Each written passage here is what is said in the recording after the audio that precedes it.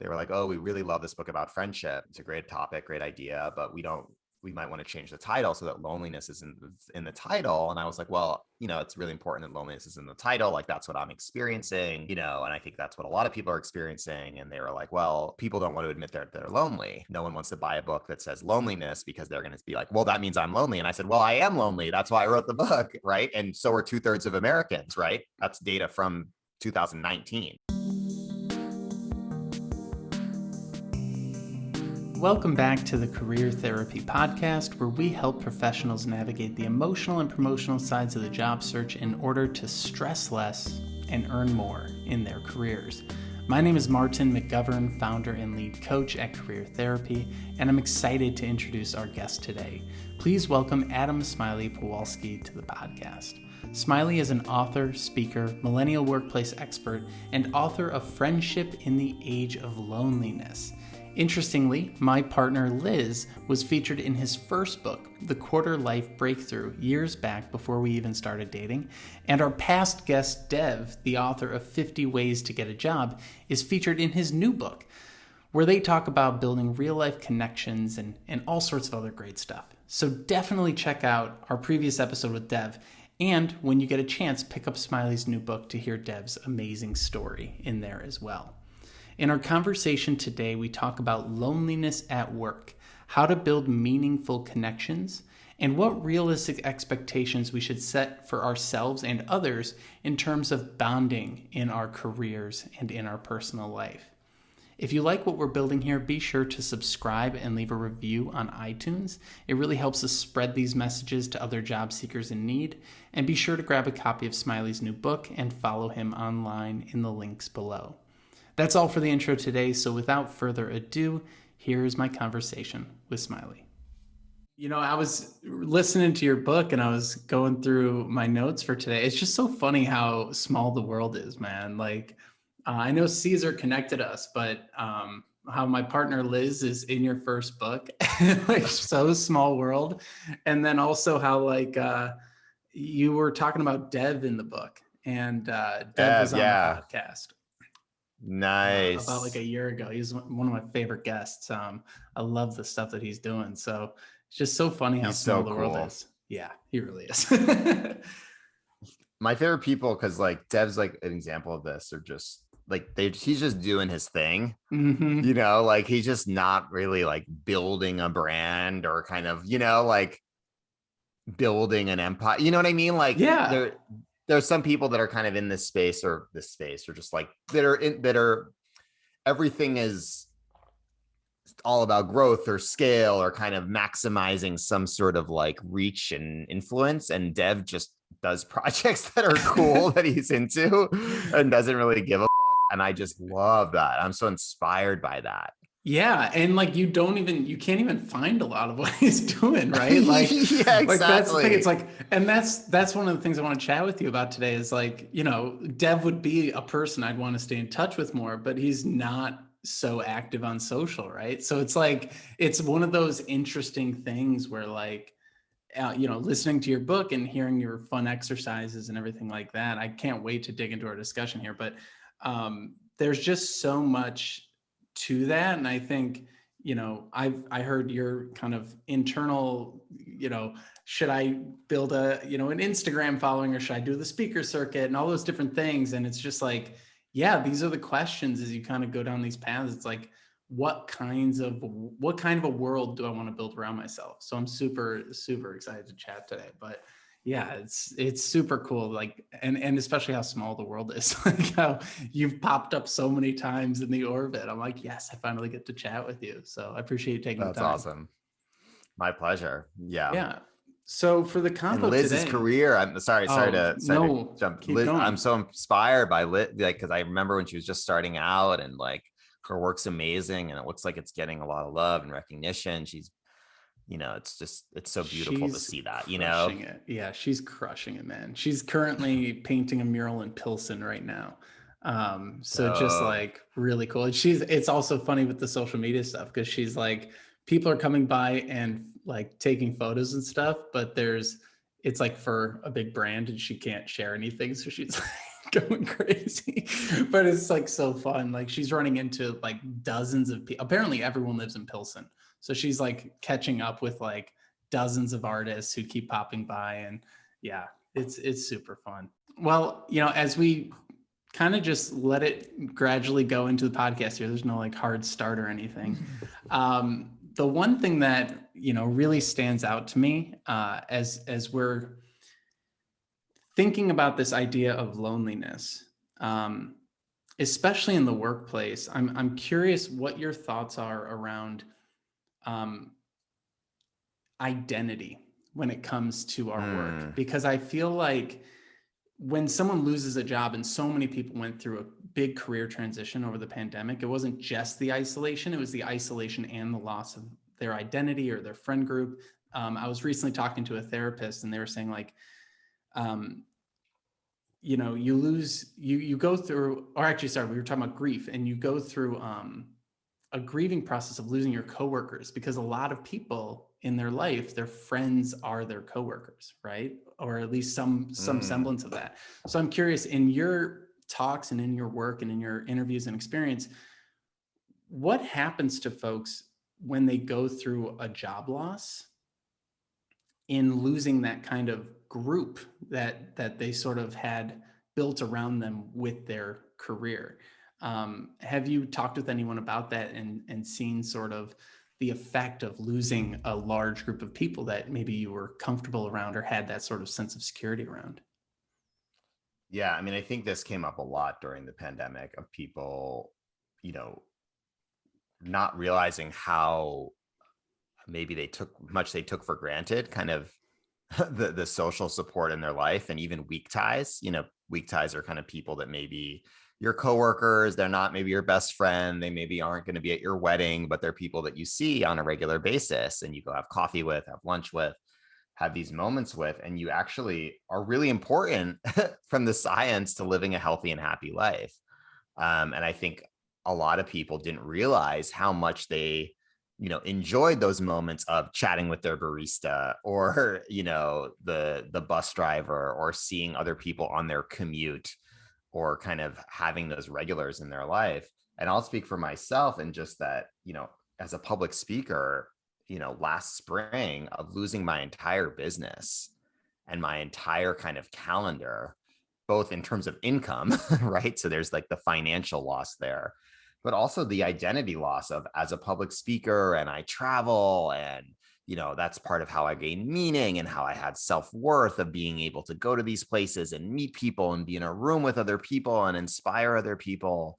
When you lose that seemingly overnight, it's really hard, and I had a lot of conversations. I actually, got started to be in therapy partly because of this, of feeling this, wait, who am I if I don't have this anymore? Who am I if I'm not getting on a plane? Who am I if I don't have these experiences, engagements that have really defined my life for the past 8 years?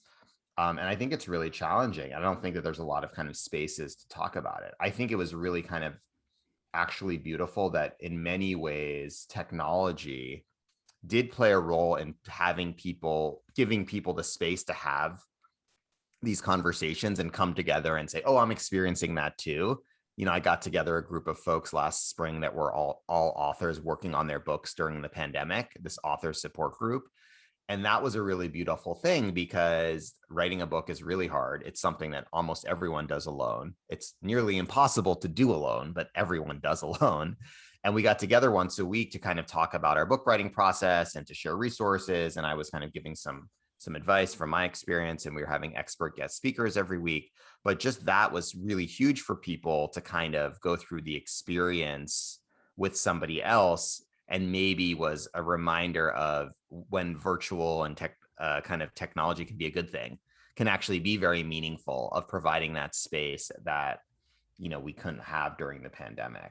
So maybe that there was a silver lining in some of this, of realizing maybe what we were taking granted before in person, because I think there's nothing that replaces the in-person connection, but realizing, whoa, when virtual is at its best, it can actually really be used to facilitate this kind of this sense of belonging, or connection across boundaries and across space and time.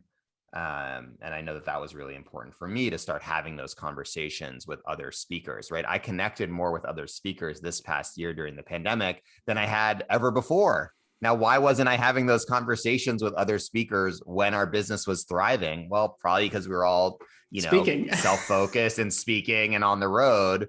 But those conversations I had this year were extremely valuable. Those conversations with other writers and authors were extremely valuable. So I hope that maybe a lesson from this experience this past year is that everyone's feeling a little bit lonely. We all need each other, and maybe we will remember that moving forward and really not take that for granted.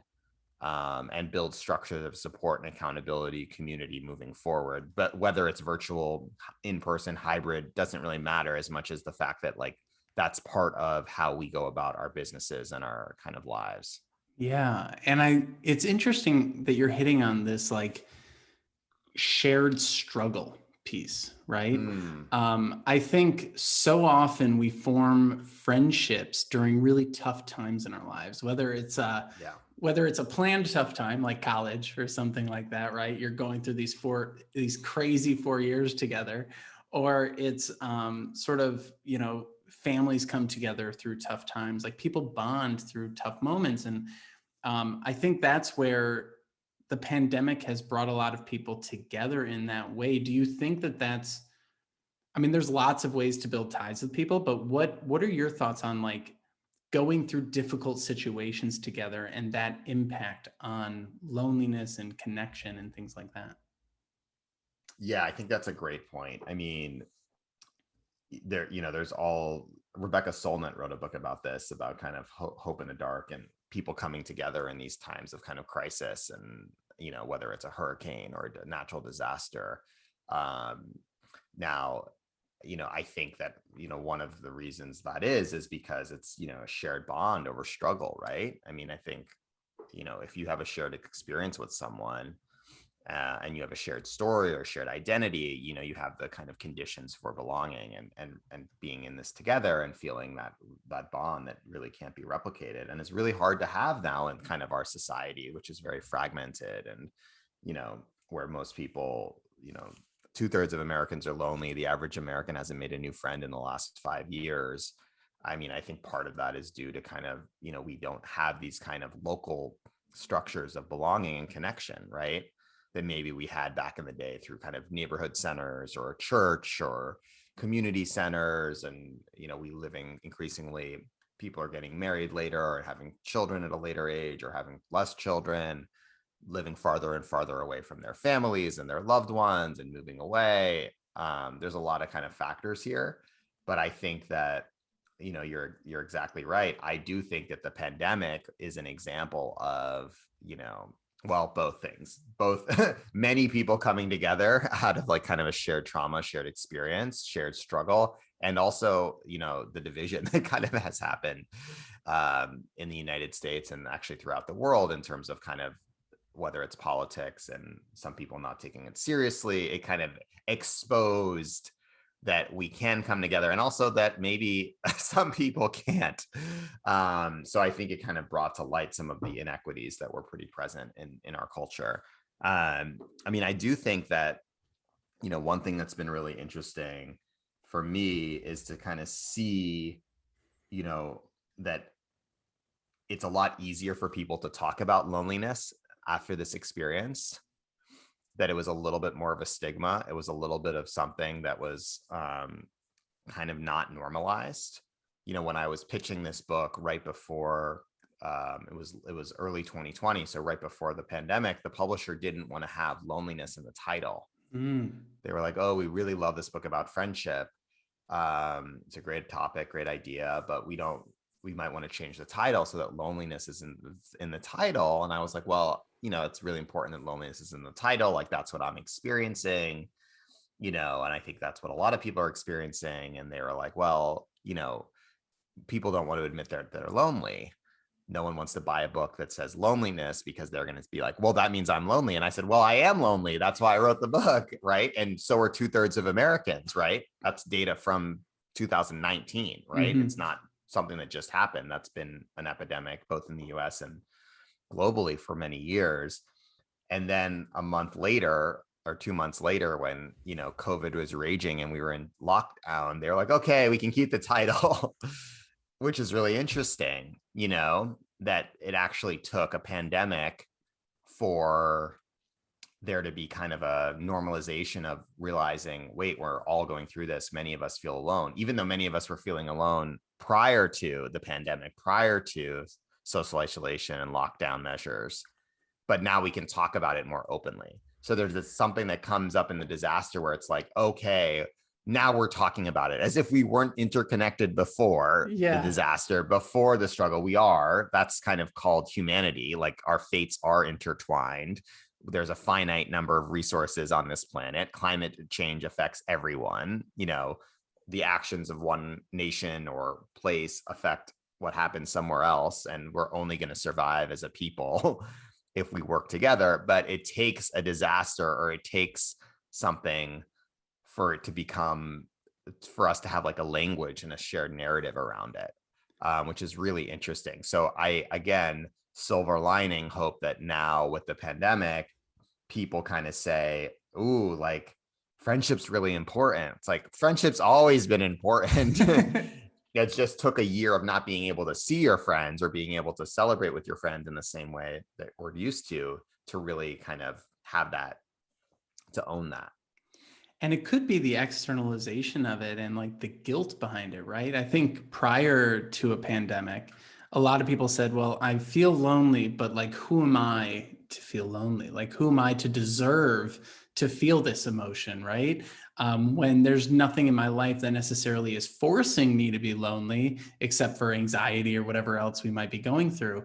But then a pandemic happens and it externalizes it, right? It goes, well, I'm lonely because we all went through this pandemic, and therefore I can address it a little bit less guiltily or a little bit less personally, because it's like, well, if everyone's feeling this way, and I think that's a big thing that you're trying to destigmatize too, which is everyone feels this way at some point. Like, this isn't a unique thing to one person. This is something that everyone experiences. So it's okay to open up about it. And I have seen more people be open to therapy and to these topics since the pandemic, because before they were like, who am I to deserve to go to therapy? Like, I need to have my life in shambles to go to therapy, right? I need everything falling apart. I need my marriage to be I need to be able to not come back from this fight to be able to go to therapy, kind of a thing, versus like, oh wait, no, you can take care of these things when they're low level, when they're just kind of under the surface, when they're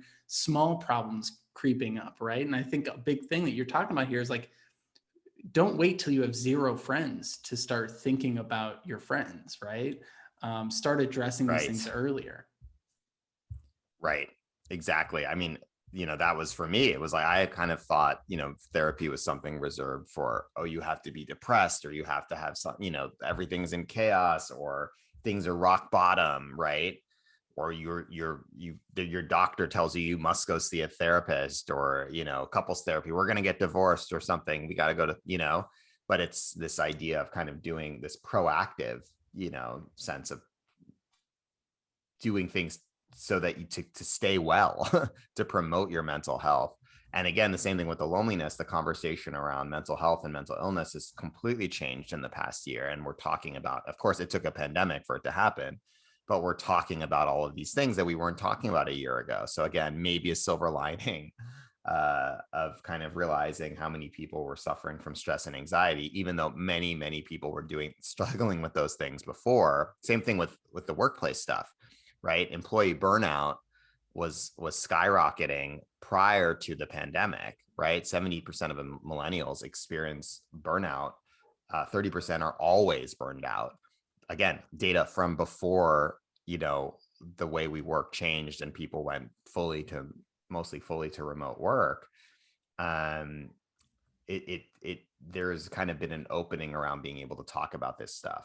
I'm hoping that leads to kind of sustained change and policy changes and kind of changes in how we think about our work and how we approach our work. But that kind of remains to be seen. What kind of changes would you want to see if you had a magic wand and all that good stuff?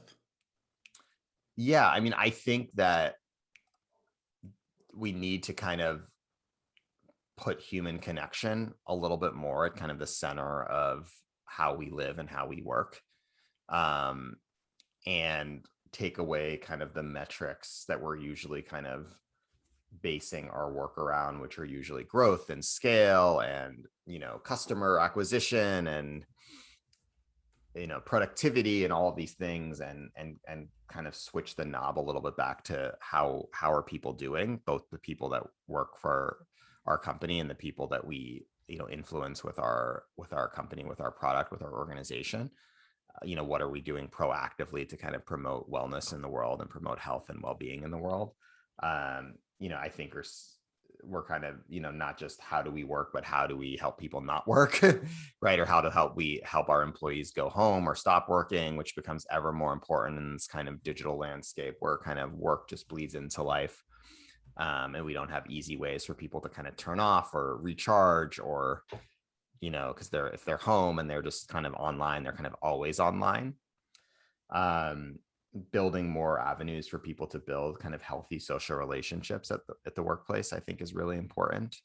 And build those kind of friendships and connection, because we know that employees who have a best friend at work are 7 times more engaged with their work. They're generally just do better at their jobs and are happier in their lives, which makes total sense. But is not something that traditionally the workplace is focused on very much. It's kind of like you do your work, and then when you go home, you can do whatever you want.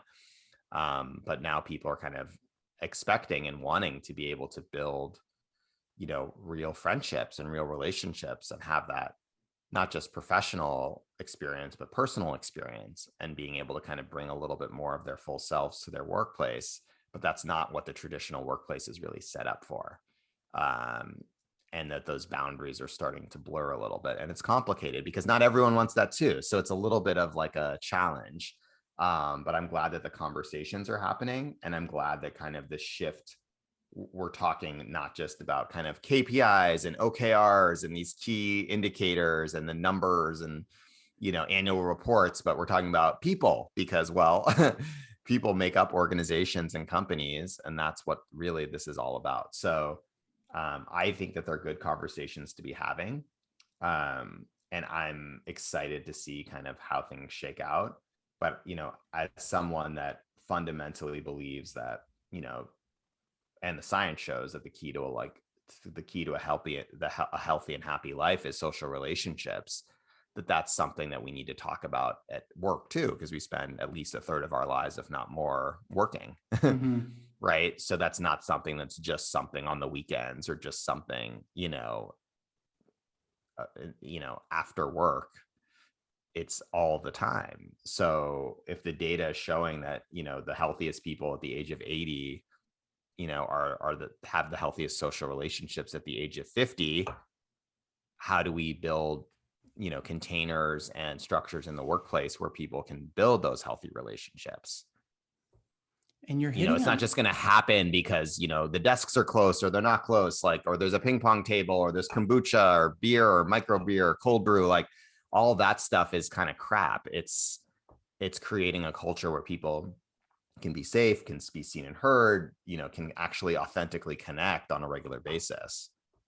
Yeah, and it's becoming more and more important because, like you said earlier, we're sort of not as focused in the modern day on those traditional, structures, the religious structures, the community structures. I think back to the stories of how my grandparents met or how my parents met. My grandparents met at like a dance in their community center.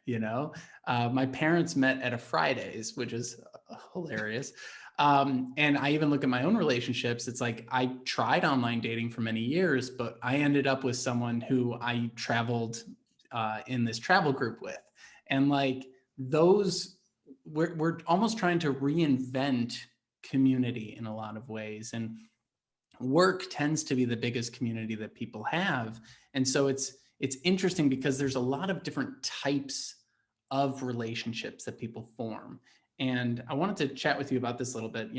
There's acquaintances, there's work best friends, there's, the phrase work husband and work wife, right? there's mentors, managers, coworkers, colleagues. There's all these different types of relationships. And I think people get confused or worked up or something around what kind of a relationship am I building, especially when I'm talking to people about networking. They get really confused because they're like, well, I can't reach out to that person because I don't want to be a burden. I can't ask for these things because I don't want to bother people. And there's a lot of confusion and worry wrapped up in that. And I think we try to define what a relationship is before we even have the conversation and get to know the person. I'm curious, what sort of experiences have you had or people have you talked to where you've maybe seen that come up, and how have they dealt with it? Yeah, I think that's a great point. I mean, I explicitly like didn't want to write a book about networking because I think that like a lot of the books in the kind of relationship space especially related to the workplace are kind of focused on, like the how to win friends and influence people, or kind of how to kind of connect with people so that they are going to invest in your company or follow you on Instagram. And that's really, this book is about, I hope, and my intention is for it to be about something deeper, which is, really about friendship and authentic connection. So, I quote a friend of mine, Rahman, in the book, and he says, friendship is not an on-demand tap, it's a reciprocal intention. So it's kind of this sense that like, I think we sometimes walk through the world, like just being like, the kind of, all right, give me the tap, like more beer, more cold brew, more kombucha, and networking, we approach that. Here's my business card and here's my one-line pitch. Here's my elevator pitch and and that friendship and kind of connection, or a deeper connection, is a little bit less of that and more just creating the space to actually just be present with somebody or listen or ask questions and not actually even know what you're going for. The intention is that you're going to connect, but you might not know. You might not know if you're going to be work husbands, work wives, best, build a company together, but you're just creating the space to just kick it. Right. Or say like, okay, what album are you listening to? Or like, what show did you binge on Netflix recently? Or like, what have you been journaling about? What's keeping you up at night? What are you focused on right now? What are you interested in right now? Are you, what kind of major questions do you have? That type of thing. So not actually knowing the answer, right? Or knowing the container. I think like networking has become this thing where it's like, what's your goal for the interaction? Like, how can you optimize so that how does it convert, right? To a sales thing, or to get someone to sign up for your program or become a coaching client or whatever. And it's just like, okay, like, great. But, I guarantee you that not only will you have deeper connections if you let go of that agenda, right? Losing the agenda. You'll have, not only will you have deeper connections, you'll probably be more successful at actually, quote unquote, networking. Like, you'll get your goal achieved if you let go of it. Meaning, if you actually do want someone to invest in your company, if you actually are looking for a new job, if you actually do want people to share your posts on Instagram or to buy your work or buy your product, you're probably better off just getting to know them for that to happen than actually being like, how can I strategically make sure that someone, does this, right? It's a little bit of like re-engineering it a little bit. I think that I know that I'm much more likely to help someone if I get to know them, or if I figure out who they are, if I get to just kind of think that they're a good person and see what they're all about. I'm gonna connect them with someone, right? I'm gonna, help them get a job. I'm gonna do all of those things, but not first. So I think it's a little bit about slowing down and kind of resetting into kind of what matters most, when what matters most is a little bit more of the personal connection. And it is a little bit more of, getting to know someone, hearing their story, listening, being curious, asking more questions, asking more interesting questions, than the typical kind of, what do you do? Where do you work? Where do you live? Going a level deeper. And of course, we're not always available for those conversations. That's okay. I get that. And there is, there is a utility for networking. I know, we all do it, but I just think that um, a lot of people are searching for something a little bit different, and want something deeper. And, even if you're at a actual conference, I mean, none of us have been at in-person In a conferences, while, most yeah. likely in a while. But when we go back to that space, or even if we're doing it virtually, to just take the time to try out doing something a little bit different than you normally do and seeing what happens, I think is a great experiment. Oh yeah. And I love what you're hitting on here, because it when I'm coaching folks and they start talking about networking, first of all, everyone dislikes the term, right? No one wants to do it. And then I'm like, well, think about it more as like nerding out instead of networking. Like, don't have Yeah. the goal of the job in mind. Don't put that front and center, because that will always make everyone feel really like it. I always equate it to like the first message on Tinder being, will you marry me? It's like not the Yeah. best first message. And I think it's so interesting because I like that you use the word re-engineering, because we are taught, literally taught, to do the opposite. When I was in college, I took a class on communications and networking and all that kind of stuff in my marketing work. And one of the things they did was they put on this fake networking event when they brought in companies. I guess it was technically a real networking event, but it was for practice. And they said, your goal here is to get 10 business cards by the end of the event. That Oh, was the goal. And so what everyone did, because no one actually wanted to go have an awkward conversation, was they just went around and picked cards off tables, trying to sure. avoid a conversation, and then, went and hid out in the escalator bay or something like that. And I'm like, we were literally taught the wrong way to do this. And you're using this word re-engineer, and you're putting this book together with practical tips, because I do think a lot of us are not brought up with the right mindsets around these things. And I think it's why, as we get older, it becomes more and more difficult to make friends, more and more difficult to understand who's a good friend and who's not, and where good boundaries are to set. A lot of times people are too open with people at work that they shouldn't be, or they're not open enough with people that they could be. And there's just so much confusion there. When it comes to like that re-engineering, what are some practical things that maybe you've done personally, or that folks could do to rewire their brain around these things? So yeah, like if like you're telling that story, the networking one, it seems like the last place you want to be, or anyone wants to be, like that room with those tables with the cards. It's just like not fun. So I would say that trying new things and going to things that you actually want to do would be like the biggest thing. So you're actually, you mentioned the phrase nerding out, which I love, but like you are doing creative projects, or you are going to a meetup that is all, Dungeons and Dragons, and you're super into that, or like designers and geeks, or video games, whatever it is, right? Like I had the author group for other people writing their books. Maybe it's a book club, maybe it's a salsa dancing class, maybe it's a whatever, cooking club, whatever. You are going to things or trying things that you are naturally interested in, so that like you are probably just networking without realizing you're networking. You're just kicking it with people and hanging out and having fun playing, which I guarantee you is going to be beneficial to your life. So I would say that kind of like thinking about the space, like no one, it's like dating. It's actually quite similar to dating. Like if you go to and I had, when I wasn't in a relationship, I had gone to like singles events, and sometimes you go to these events and I was like, I'm not in the right mindset for this. I don't want to be here. Who's going to want to date me if I'm going around being like, yeah, I'm single. Like, hi, how are you?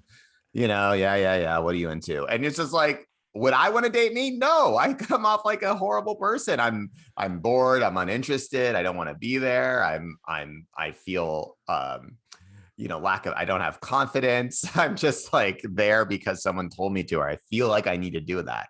So that's the last place you should be, right? Where I should really just be going to an event of other people interested in something else, in something I'm interested in, right? And I'm more likely to actually meet someone there. So I think it's similar. I say in the book, try new things, um, ask more interesting questions. But I think, swim in a creative container would be another one.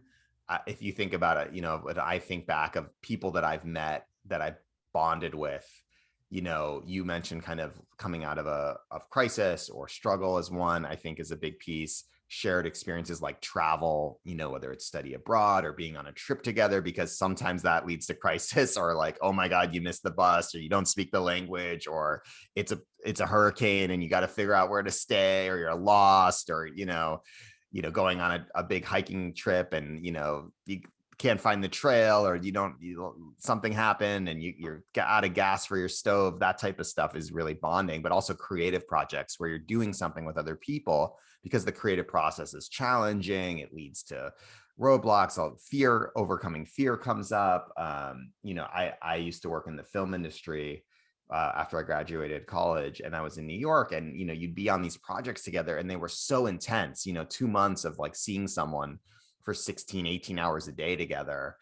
And like by the end of it, you built these bonds with people because you're working on a creative project together, and it's special, and you're making art together and you're in the struggle together. So I think those kind of environments are really ripe for connection. And they're one of the reasons why I believe that the office is so important, even as we move to the remote hybrid universe, which is going to be somewhat of a factor of work probably for that forever of some kind.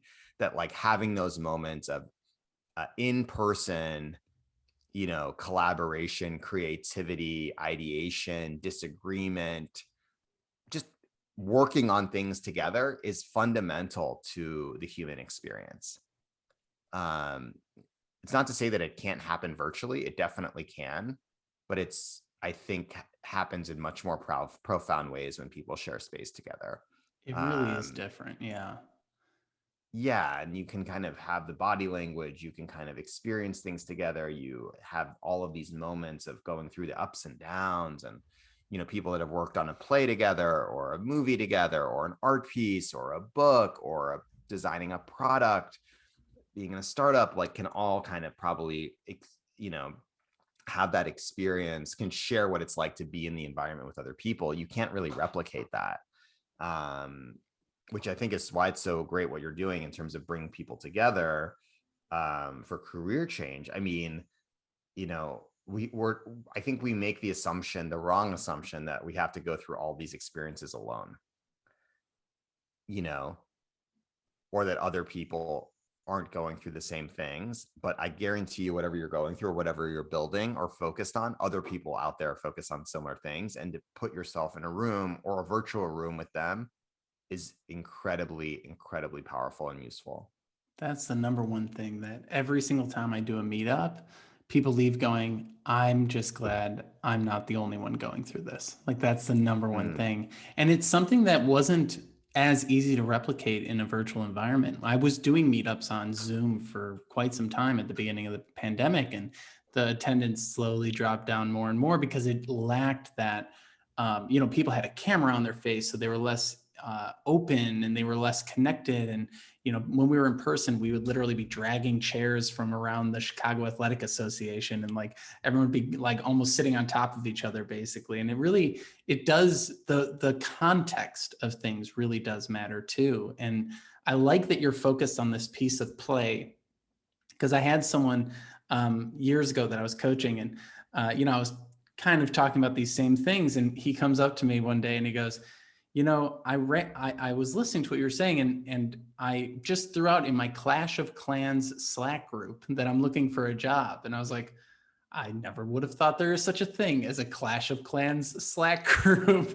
And like that led to people getting together at a bar and led to conversations and like networking and all this great stuff. Awesome. And I think that idea of play is just so important. And when we think about it, when we think about creating together, playing together, I think it sort of can maybe make people feel a little bit behind. I always worry that people are like, well, I'm over here where I don't even know how to send that email, and you want me to be over here where I'm like literally creating projects with people, and there's this big gap in between. And there's this big sort of world of small talk that people have to deal with that like kind of is in between those two things. And I remember early on when I was in my career, and a buddy of mine we were like, gosh, we really hate small talk. We've been doing this for years. It's not what we enjoy. We want to have deep conversations. So we started putting on events and asking these like crazy questions, like, what's a time that music defined your identity, like what you wore, and then why did that change? And like people started having those conversations, like, oh, I was a punk kid, and then I got a job, and I had to take the gauges out, and like all that kind of stuff. And I know you focus on questions a lot. So for anyone who's like, I don't want to say small talk is good or bad, but what are maybe some of the ways that folks can approach small talk and more fun questions to bring that sense of play into their connections in their world? I think having one or two questions that you just enjoy asking people that you just meet kind of takes the pressure off, so that it's like, that you have good questions, you're actually interested genuinely in these questions. And it also doesn't feel like, what should I say? What should I say? What should I say? Oh my God, oh my God, oh my God, oh my God. I got to come up with something on the spot. Oh my God, I'm freezing. I'm frozen, So just having a few, like having a go-to, what's the last album? One of my favorites is like, what's the last album you listened to the whole way through?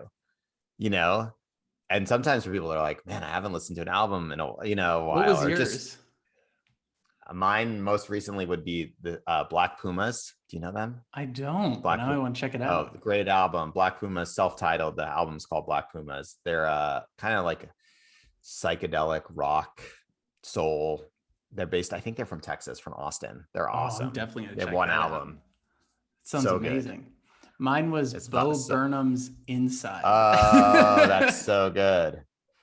Did you see it? Did you? But that's comedy. That's I guess it's an album. It's a comedy album. Yeah, it is. It is an. I just watched it last week or 2 weeks ago. Yeah, it was great. What were your thoughts on it? Because I mean, that is all about isolation and loneliness in a way. Did you have any like reactions to it? I mean, I thought it was a really kind of beautiful portrayal of the creative process. I thought it was also kind of, it felt like very timely in terms of just showing what it was like for so many moments of quarantine and just feeling stuck. And it was dark. It was dark, but also very funny. Yeah. And I think it did highlight, it struck a nerve, at least, in kind of what we're talking about here, which is people having a conversation around these topics, right? Yeah. And really fostering that in a way, because whereas, maybe in previous years, we would feel these things, but we wouldn't voice them. Now we're getting that chance to voice them. What are maybe some healthy ways that people can start leaning into these feelings in positive ways, to use it as a way to sort of spark creativity and spark connection, rather than to withdraw more? Because I do sometimes see that with folks who are feeling a little bit isolated, feeling a little bit lonely. Sometimes they double down on that feeling, and withdraw even more. What would you say to some folks who are withdrawing at this time? Yeah, I mean, I would say, first of all, know that you're not alone and that it's a really hard time, and that, again, I just come back to the data of nearly 2/3 of Americans feel lonely. That's 2/3 is a lot of people. And especially for young adults and parents and working parents, these numbers have really skyrocketed in the last year. So I think just knowing that it's like, there's nothing wrong with you. This is something that many, if not most, people experience. And to just, I like to kind of think of to just do a little bit of a baseline of, who are the people in your life that you really care about, and kind of start there. Because I think a lot of times we're starting with like, I wish I had more friends, or I wish I was invited to all of these things, or I wish, all of these things were different. And we don't really kind of start with like, who do we have and who are we excited about? Or even just putting, I have an exercise in the book of making a friend map, and just listing a few people that are out there that you consider your people that you're excited about, even if you haven't talked to them in a while. Is a really powerful exercise, just to say, whoa, I actually have some people in my life I like, and maybe even, okay, there's a lot of people that I just haven't reconnected with in a while, and that might be a great place to start. And I think that there's a little bit of a powerful exercise there, and just kind of like acknowledging, and just to think, oh, if these people were to do this for you too, and then reach out and say, hey, I care about you as a friend, or I wish I got to see you more. Like, when can we hang out, or when can we have a, FaceTime? I think the world would just generally be a more, we would all be doing a little bit better if we had that, rather than kind of coming into it from a place of lack, right? Like, what do we already have? And what are we looking for? Like, what's missing, right? And being able to kind of know that and articulate that, and kind of say, okay, I have friends, a lot of friends. Maybe I feel like some of these are surface level relationships, and I'd like more time to go deeper with a few of these people. Who do I want to go deeper with? How can I make that happen? I think that there is a little bit of an element of, what I write about in the book, that you kind of have to be a little bit proactive. It's really hard to just kind of sit back and say, like, I want more friendship in my life. It's going to come to me, or people are going to reach out to me.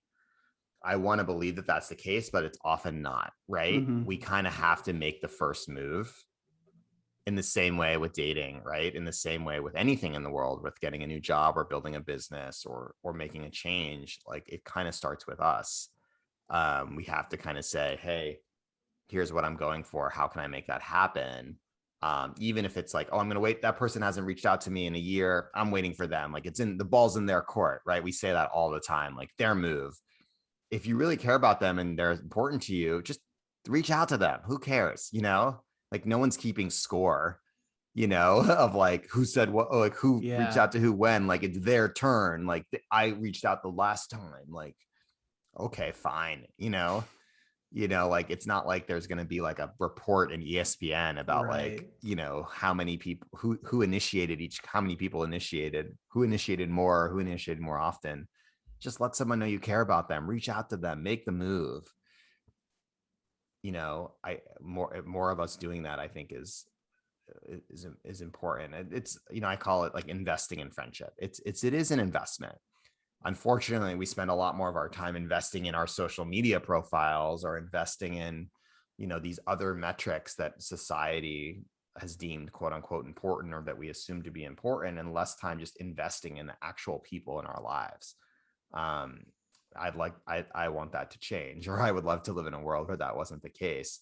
But I do think, you have to make that time investment, that energy investment, that kind of, having a few people that you say, okay, this month my goal is to reconnect with these people. Starting small would be a really good, another kind of mantra I have around this. Again, it's not, that's it. I want to redo all the friendships in my life. Okay. That's a big, grand statement. What does it look like to just share gratitude with a couple people in your life this week or this month? Like, what would that look like for you? What would it look like to add one friendship ritual to your life? Maybe it's a hike with your buddies. Maybe it's a monthly dinner party. Maybe it's, creating a new an activity club with people, maybe even people you don't know. Maybe you just moved to a new city and you're starting a meetup group around something that you care about. Or maybe you're going to make a goal to connect with one stranger in the next month. Like, what are these like little baby steps that you can take so that it becomes a little bit less overwhelming? Yeah, and people should definitely check out your book to see more of the rituals that you did with like the postcards and things like that. I really love the suggestions you give, and I like your idea of starting small too, because this is actually a lot of what you talk about is stuff that I've gone through in my 20s as well, where you move around, people move all over the country, you kind of get disconnected, right? And you have to sort of reform the bonds and ask yourself, who do I want to reach back out to? How do I want to reach back out to them? And I like what you said about just showing gratitude, right? Like, one of the things I think that prevents people from reaching out is or at least pre-pandemic, they're like, well, if I reach out, then I'm going to end up meeting up with that person. I don't have time to meet up with that person. I'm so busy and stuff, right? And then it's like, and that prevents, I know that like this actually happened to me with my grandfather years ago, where every time I would just call him to see how things are going, he'd be like, let's get lunch. And then I'd have to go to the suburbs. And then it was like a whole thing. And so what I ended up doing was just sending people messages saying, hey, hope you're doing well, miss ya. Like, just really simple, no expectation, not even an expectation of a response. And it completely changes. They go, oh, okay, wait a second. Now we can like have less intense, like we can have more small connections that lead to bigger connections rather than like it has to be a big party or something every single time. And one of the things that I think is so interesting, where you talked about the map of friends, where you actually have a physical map and you see where everyone is in the country and in the world. I did this weird exercise years ago where I looked at it as like the planet. There's like the core of the planet, the magma, the crust, the outer crust, and then outer space. And like outer space is like X's I never want to talk to again. But I put everyone into that list. I like downloaded all my contacts from, I don't know, Facebook or LinkedIn or something. And then one of my friends like, that's a little bit psychotic. And I was like, okay, yeah, it's a bit much. But I at least gave it a shot to see like, who am I close with? And, you know, I only got like 30 people into the list before it was like too many people to manage. I think that's the Dunbar number, right? Of 150 people, but like 150. Yeah, it did kind of say like, well, who should I reach out to on a weekly basis? Who should I reach out to on a monthly basis? Like, if I'm going to try and do this, I need some sort of strategy. Otherwise, it's completely overwhelming, right? And I like that you have all these strategies around it. If someone were starting to feel really overwhelmed by the idea of starting to reach out to people, whether it's family, friends, coworkers, past coworkers, what are maybe some things that they can start doing to really think through this in a way that doesn't paralyze them, right? The paralysis of overwhelm that comes from like, okay, I'm going to go to LinkedIn and look at my friends list, or I'm going to go to Facebook and look at my friends list, and now I'm completely stuck. Well, how can they get unstuck? Yeah. I mean, one of the things that kept coming up in the book for me was with research and talking to people was people want to go deep, not wide. They're looking for quality, not quantity. So I would say, instead of kind of starting with just like all of the thousands of people that maybe you've connected with, or hundreds of people, just who are a few people that you really want to go deep with, and starting there and putting those names on a post-it. So I'd say like starting kind of at the inner circle, of like, who are your best friends, your close friends, people that you really want to go closer with, and kind of just know who those people are, know who those people in your circle are. Would be a great way to start. I think correspondence is another one, of reaching it back out to people, whatever that way you do that is. I think everyone's different. Maybe it's letters or postcards or video message or audio messages. It doesn't really matter. I like your idea of just sending a note, of just sending love, wanted to send, notes of being awesome, or kind of notes of gratitude, or whatever it is, as just a great way to reconnect. But I also think that, another thing, for me, it's picking up the phone and calling people. You maybe mentioned not wanting to necessarily go out to the suburbs to have lunch with your grandfather, but I like to just pick up the phone and call people, because it's like, they're on my mind. I pick it up. They probably don't pick up, so I leave a message. And if they pick up, we have a conversation. And maybe it doesn't have to be 3 hours. It could just be like, hey, I was calling to let you know I have 15 minutes, but I just wanted to check in with you. I think it's a great place to start. Another way to, I think like people think often they don't have time for this, but I would say like, you do have time. You're probably spending it on social media, or on Netflix, or something, doing something else that maybe isn't really what you want to be doing, or maybe it is, but maybe it's not as valuable as reconnecting with others. And also just necessarily kind of maybe starting in your community, just like the people that you live near. Like, have you met a couple of your neighbors, right? Or have you talked to someone that serves you food, or that, or that you buy your groceries from, or that, is part of your day-to-day, kind of the people you see on a regular basis, is just a great place to start. So yeah, kind of making it a little bit more accessible, and making it kind of more like, what does a day-to-day practice around this look like? Less around like reimagining your entire existence and life. That's not my goal. My goal is just, like I often say, even if you just take away from this book that you want to spend more time with your friends, or there's one or two friends that you want to reconnect with, I've done that to me is worth it. Like that I've done my job, or I hope that like that's an achievement for this project. It's not to kind of change the world. Everyone always wants to change the world, okay, fine. I'm not sure what that means. I just want to make people put friendship a little bit, value friendship a little bit more, put friendship more at the center of their lives. And there, you can do that in a variety of ways, but I think honestly, one action or one kind of, even just having it as like in the back of your head, I think is a win. That's enough. Mm-hmm. I think that people forget that. I think that oftentimes we have to do, make these big, grandiose changes and change our whole workflow and change our morning routine and our morning ritual and, become someone that meditates or become someone that uses a Peloton or all these major life, realigns, because some company wants our money. I'm not asking for that. I'm just kind of saying, I think it's enough to value your friend more, right? Or to spend a little bit more time with a friend, or connect with an old friend, or make an effort to meet some new people, or reach out to a colleague that you've never talked to at work, that you're like, yeah, we've never really connected. I don't know. Maybe I think they're kind of weird. Just reach out to them, schedule a one-on-one, talk to them. The chances are they feel the same way, especially, if now there's so many people that have probably joined companies and teams this year that haven't met any of their colleagues in real life. Can you imagine how hard it is to start a new job where you've never even like gone to the office to sign your paperwork? Mm-hmm. You've never even like shook someone's hand that's your supervisor or your colleague, or that you like Slack with every day. That's such an awkward thing. Yeah. That's so inhuman. Inhumane or Yeah. unhuman or not. It's just, that feels very robotic to me. It feels very mechanical. It doesn't feel healthy. Yeah. So like to actually just say like, hey, like every time we have a new hire and there's someone that I interact with or even don't interact with, I'm just going to like reach out and say what up. And it's really important to build your personal life if you are remote, right? Like I think that's I've been remote for years now, and I haven't met anyone that I work with in years. And I think that is such an interesting thing, because you're right, it is disconnected. I don't feel as part of the team. I don't feel those things.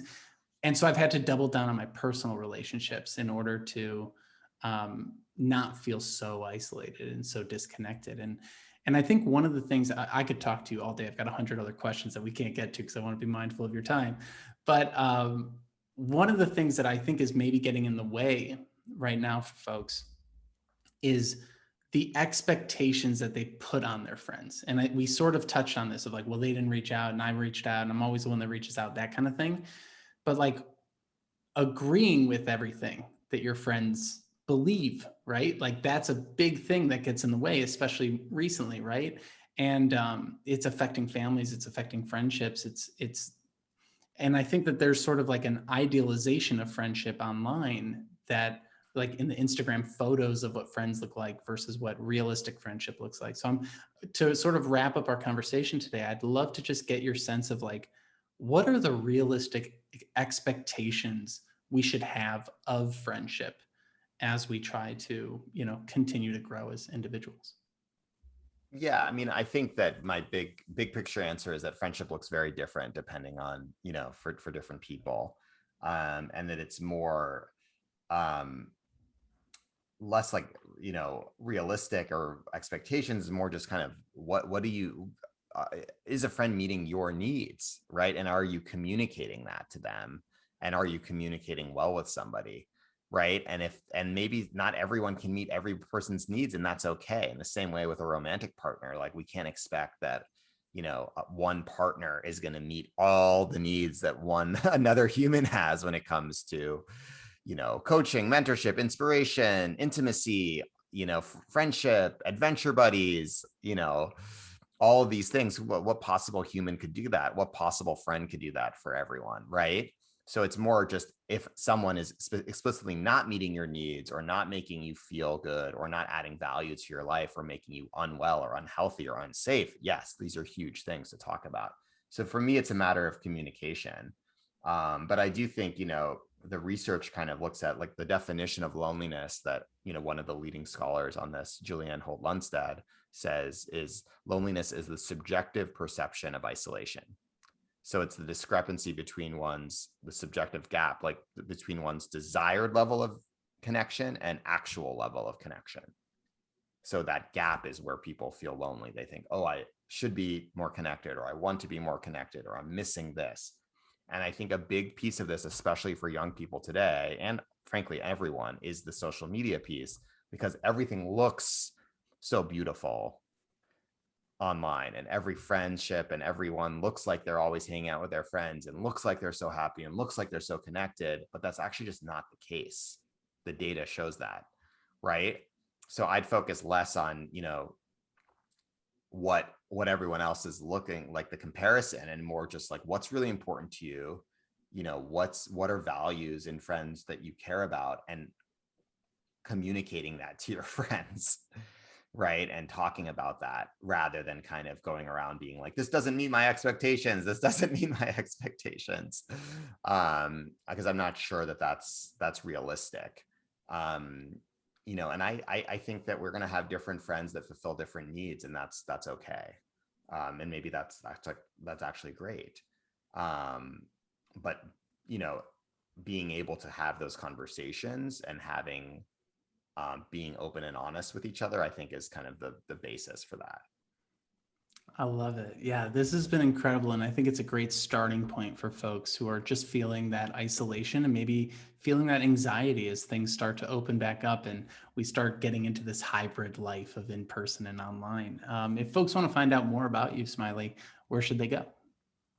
Yeah, you can check out my website, smileyposwolsky.com, sign up for my newsletter. I'm on LinkedIn, Instagram, all the things. And you can find my book wherever you buy books, Friendship in the Age of Loneliness. Thanks so much for joining us. I really appreciate your time. Thank you so much for taking the time to listen to this episode today. I really appreciate your support of what we're building here at Career Therapy as we continue to try and explore the hidden side of modern work and tell some of the stories that maybe don't get enough light shed on them. If you enjoyed what you listened to today, I hope you will leave us a review on iTunes. Subscribe to this wherever you're listening or watching on YouTube, Spotify, etc. And share this with some friends who you know are going through similar experiences and looking to build their career and gain some insights along the way. Again, thank you so much for stopping by, and I wish you the best. I'll see you on the next episode.